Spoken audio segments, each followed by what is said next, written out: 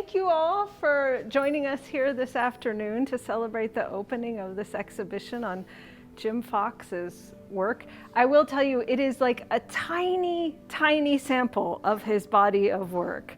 And it is a tremendous honor for us here at OU to have this exhibition. Jim came to OU after seeing the work of Bruce Goff, and after graduating from the University of Cincinnati. He came here and got his master's degree, and then went on to practice for many years in the highlands of North Carolina. And one of the weird things about architecture is that you can do incredible work for many, many decades, and yet the history books don't necessarily remember you. So it takes the work of your family members, of scholars, of librarians, of archivists, of exhibition designers, of curators, many, many years later to make sure that that work is not forgotten. Jim's family has always known that the work was incredible. His friends, the contractors who worked with him, anyone who came upon one of these houses or projects knew it was really something special. The Friends of Kebiar knew for years and years that this was incredible work. His classmates knew. Fred Schmidt, who had Jim Fox as one of his TAs here at OU, knew this was amazing work. And yet still, there was the risk that it would be forgotten, if not for his family and his grandson, Joey Stiles, who we are fortunate to call one of our students today. And so I want to introduce Joey and let him tell you a little bit about this exhibition. So my name is Joey Stiles, of course. My parents are Sean and Scott.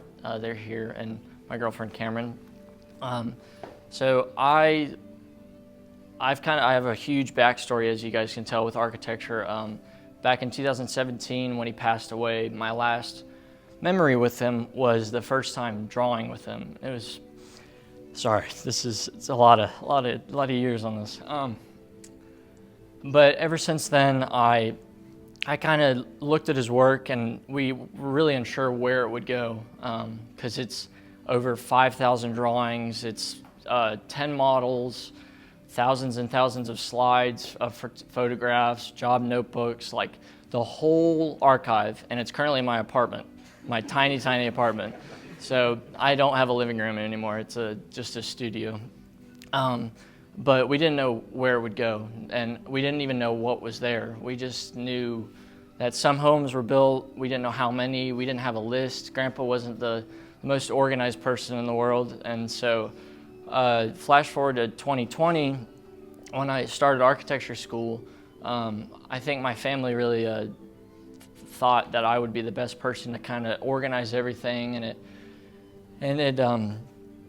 I started looking through all these drawings, not knowing what the heck I was looking at half the time, and I laughed most of the time because it's just wild, the amount. Like, this is really the tip of the iceberg, and they're crazier projects than these.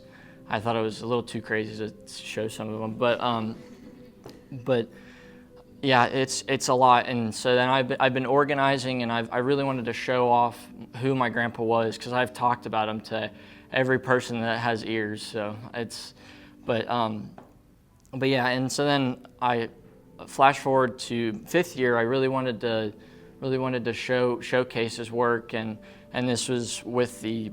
Oh wait, hold on. Let me backtrack a second. Back in, I think it was like 2023.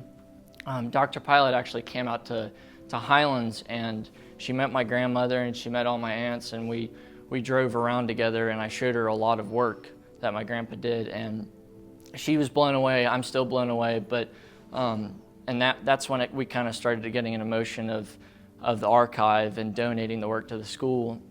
And now this exhibit is kind of the announcement that OU will have all of Jim Fox's work preserved indefinitely. And so it's been a pretty cool journey, and I'm very thankful for all the people that have helped with it. I have a short list, or long list. So obviously my grandma and grandpa, none of this would have happened. Even without my grandpa couldn't have done any of this stuff. Like, they were two peas in a pod, and couldn't have one without the other. And then my my Aunt Carrie, my Uncle James, all my other aunt, Aunt Kristen, and then my mom and my dad and my whole family have kind of had my back this whole time.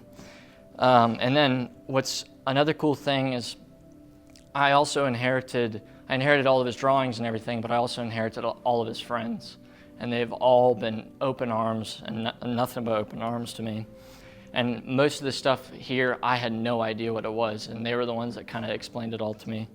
So Stan, Ozzy, Nelson, David, and Jeff, and then of course Stephanie, Angela, and Chris were the three that really brought my ideas to an actual exhibit. So, and of course Jerry and Matt for helping build this thing and making it come to life. But there is another model. Oh, the model. That I don't know why. And Fadi built this incredible model of the Von Gazebo. He worked day and night, and I mean like till 7 a.m. multiple days, every day. Like we've worked all weekend on it, and it's turned out really incredible. So give a round of applause to him too, please.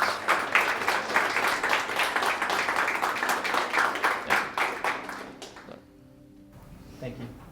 Thank you. I will say, if I can hop in right at the end here, I've had the absolute pleasure of I won't say guiding you, but maybe reining you in throughout this entire exhibition, because it is an incredible amount of work. When he says that this is just the tip of the iceberg, I mean, yes, there are thousands and thousands of drawings, but Joey has all of them on flash drives, right? And when you say oh, we're gonna actually, wrap a column and put some drawings up there, immediately he's like, oh, well, we could do this drawing or this drawing or this drawing or this drawing or this. It's really this encyclopedic kind of memory of what's going on in there, which is a huge testament to your kind of care for this work and understanding of it. And I think no one else could have done this show but you.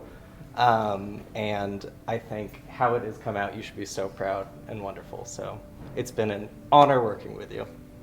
Thank you.